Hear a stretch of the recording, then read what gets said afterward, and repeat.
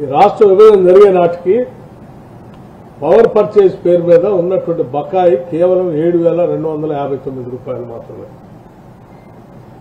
కేవలం ఈ 9.5 ఏళ్లు 10 ఏళ్లలో 59,580 కోట్ల రూపాయలు కేవలం పవర్ పర్చేజ్ కోసం వీళ్ళు ఖర్చు పెట్టింది కొన్నది.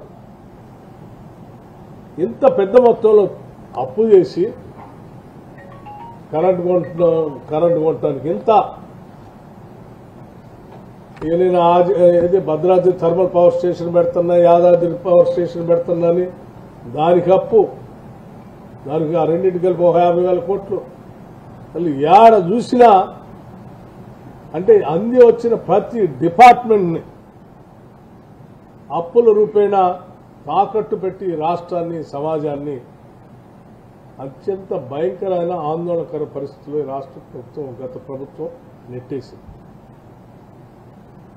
అందుకే వాస్తవ విషయాలన్నీ కూడా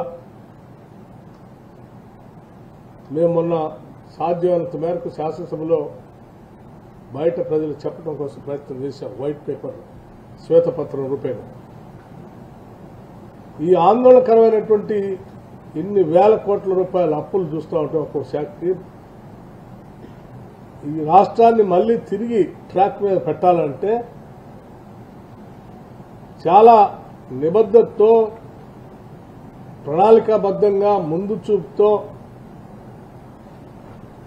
ఆలోచన చేసి దీన్ని అడుగులు ముందు వేయాల్సినటువంటి అవసరం ఉంది. కాబట్టి ఒక్కరోజు కూడా నిరుపయోగంగా పెట్టకుండా సాధ్యమైనంత మేరకు డిపార్ట్మెంట్లు అన్నింటినీ కూడా రివ్యూ చేస్తూ కేవలం రాజధానిలో ఉండి కాకుండా క్షేత్రస్థాయిలో ఆయా ప్రాంతాల్లో ఎక్కడెక్కడైతే ప్రాజెక్టులు ఉన్నాయో వాటి దగ్గర కూడా వెళ్లి ఉన్నటువంటి సమగ్రమైన సమాచారాన్ని తీసుకొని సాధ్యమైనంత మేరకు వాస్తవ పరిస్థితులన్నీ రాష్ట్ర ప్రజలకి ఈ స్టేక్ హోల్డర్స్ అందరికీ చెప్పి ఇది మన రాష్ట్రం, మన ముందున్నటువంటి పరిస్థితి, మనం వేసుకోవాల్సిన గోళ్లు, భవిష్యత్తులో మనం నడవాల్సిన పరిస్థితి, బాట, వాటన్నిటిని కూడా సక్రమంగా వేసుకొని ముందుకు పోవటం కోసం ప్రయత్నం అంతా చేద్దామని చెప్పి ప్రజలు కూడా తెలియజెప్తూ ఈ వాస్తవ పరిస్థితుల్లో మీ అందరికి చెప్పకపోతే నాది తప్పుగా మిగిలిపోతుంది. అందుకే నేను సాధ్యమైనంత వరకు ఈ అంకెలు ఇవన్నీ కూడా ఆన్ రికార్డ్ స్టాటిస్టిక్స్ నుంచి తీసుకునే ఈ గాలి కబుర్లు కాదు, రాజకీయ ఉపన్యాసాలు అంతకంటే కాదు. కేవలం స్టాటిస్టిక్స్ నుంచి ఈ ప్రభుత్వం చెల్లించాల్సిన బకాయిలు, తెచ్చిన అప్పులు వీటన్నిటిని తీసుకొని మీకు సమగ్రంగా సమాచారం ఇస్తా ఉన్నాం.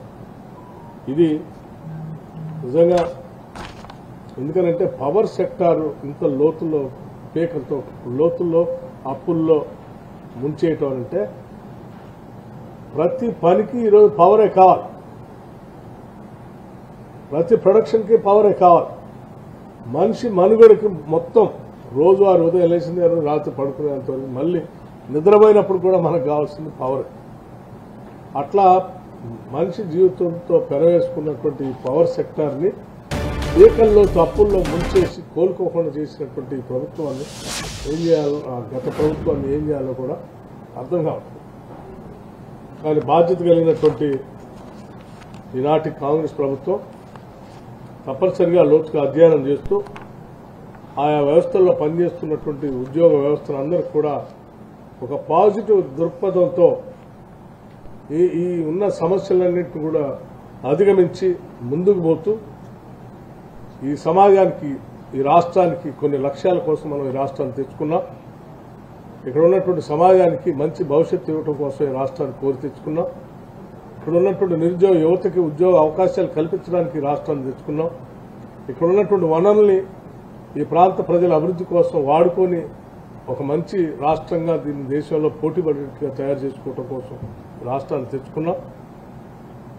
కాబట్టి ఆ లక్ష్యాలని చేరుకోవటం కోసం మనమందరం కలిసికట్టుగా ఉద్యోగ వ్యవస్థ అట్లాగే పౌర సమాజం అందరం కలిసి ఆ లక్ష్యాలను చేర్చుకోవటం కోసం అంకితమవుతూ ఈ రాష్ట్ర ఈ సమాజ అభివృద్ధి కోసం అంకితమవుతూ ఈ తెచ్చినటువంటి కష్టాలను, గత ప్రభుత్వం ఇచ్చినటువంటి ఇబ్బందులు, అప్పుల్ని వీటన్నింటిని అధిగమిస్తూ ముందు పోవటం కోసం మనందరం ప్రయత్నం చేద్దామని చెప్పి ఈ సందర్భంగా మనవి చేస్తూ సరే భద్రాద్రి థర్మల్ పవర్ స్టేషన్ మనందరికీ తెలిసిందే, ఇదో పెద్ద సమస్య.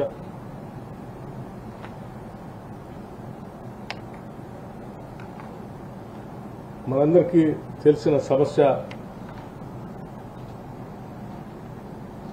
సూపర్ క్రిటికల్ టెక్నాలజీని వాడుకుని సాధ్యమైనంత వరకు రా మెటీరియల్ మ్యాక్సిమం యూటిలైజేషన్ తెచ్చుకోవటం కాకుండా పర్యావరణానికి ఇబ్బంది లేకుండా ఉండేటట్టుగా ప్రపంచవ్యాప్తంగా ఉన్నటువంటి మేధావులు, పాలకులు, అభివృద్ధి చెందిన దేశాలన్నీ కూడా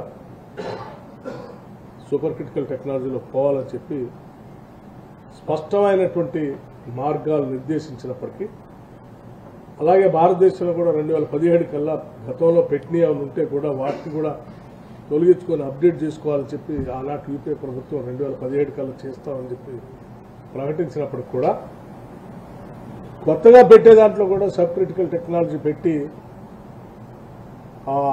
ఆ లక్ష్యాలకి లేకపోతే ఆ సూచనలకి అఘాతం కలిగించేటట్టుగా పెట్టినటువంటి ఈ సబ్ క్రిటికల్ టెక్నాలజీతో పెట్టిన భద్రాద్రి పవర్ ప్రాజెక్టు డెఫినెట్గా ఇది భారంగా మారిందని చెప్పడంలో నాకేం అభ్యంతరం లేదు. రా మెటీరియల్ కాస్ట్ ప్రొడక్షన్ పెరుగుతూ ఉంది, పర్యావరణానికి ఇబ్బంది పడుతూ ఉన్నాం. 30 ఏళ్ళు ఈ బాధని భరించాల్సి ఉంటుంది. ఈ లైఫ్ 30 ఏళ్ళు అంటే ప్రతిరోజు, ప్రతి నెల, ప్రతి సంవత్సరం దీని మీద పడేటువంటి ఖర్చు అదంతా కూడా రాష్ట్ర ప్రజలు మోయాల్సిన పరిస్థితి వస్తుంది.